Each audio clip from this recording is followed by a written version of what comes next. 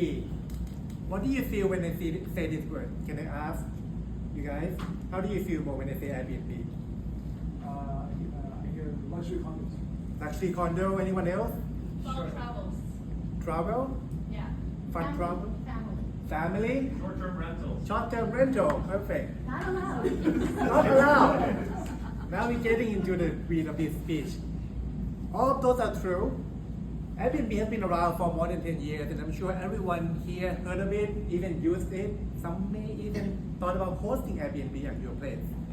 I have been hosting Airbnb myself for almost 2 years and managing a lot of property in Canada and Thailand. And today I'm going to talk about the good, the bad, and the reality of actually managing Airbnb. The people who like Airbnb may say, it's great, it makes traveling more affordable, it makes it more unique experience, going to the local people place, experience something more unique. It all, for the host side, maybe like it's good, hosts make more money, so they can spend more money in the local economy. Win and win, right?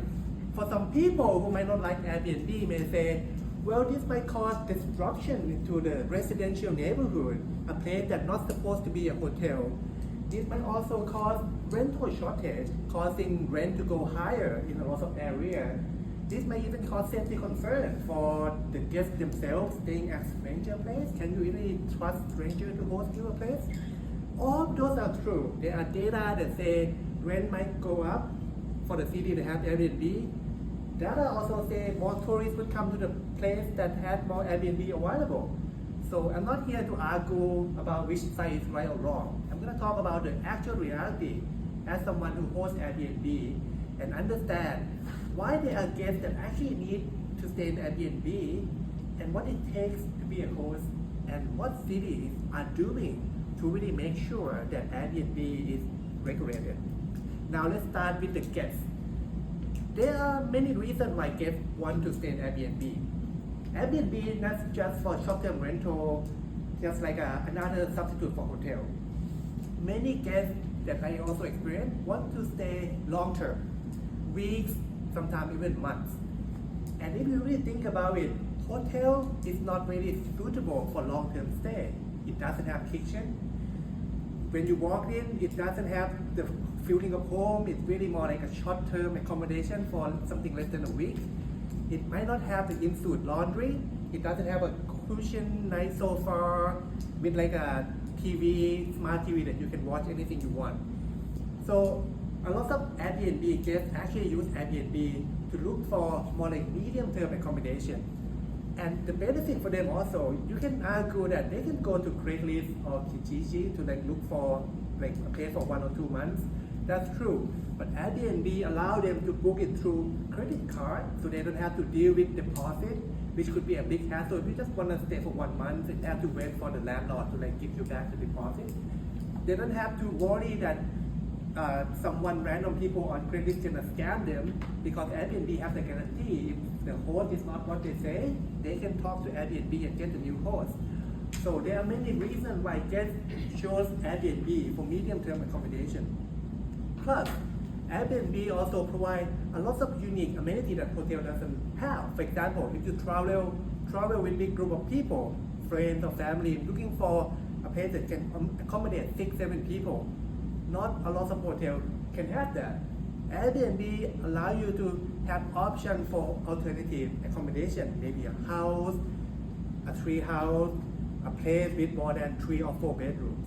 So there are real reasons why people would look at Airbnb and be like, I need this. I cannot just have this disappear. Otherwise, I have to book 3 hotel rooms, which is gonna cost a lot more than just one house with Airbnb.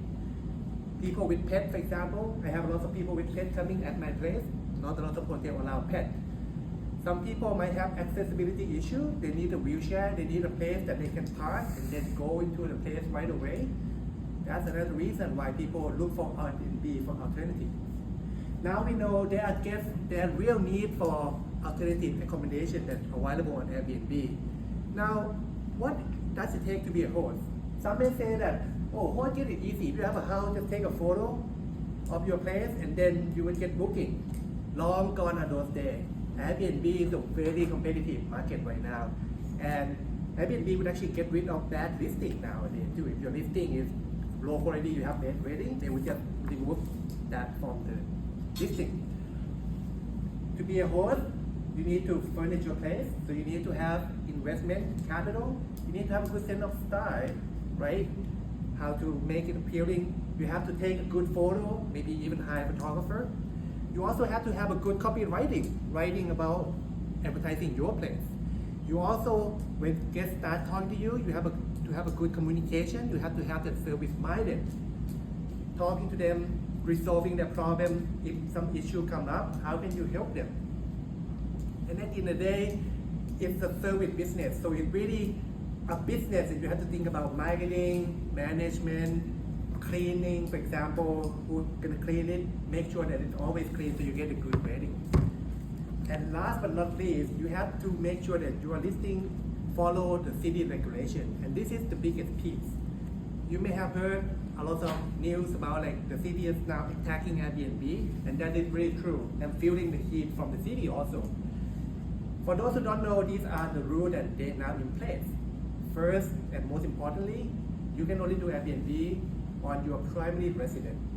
That means you cannot just rent out, I cannot rent out 10 condo and put it on Airbnb. I can only do it for my own primary residence. Could be my basement or spare bedrooms. That also depends on the city regulation. But you need to do it at your own property. Second, you need a business license. Business license doesn't mean you just pay and done. The government might send someone to inspect your place to make sure that your place is according to the safety standard, to make sure that you are not just renting dangerous place to people. Those things are in place, and I really agree that will help Airbnb provide quality accommodation for people. And last but not least, it's only 90 days now that consider short-term rental. So if you rent out 1 or 2 months, like I mentioned before, now those places also need business license from the government to do short-term rental.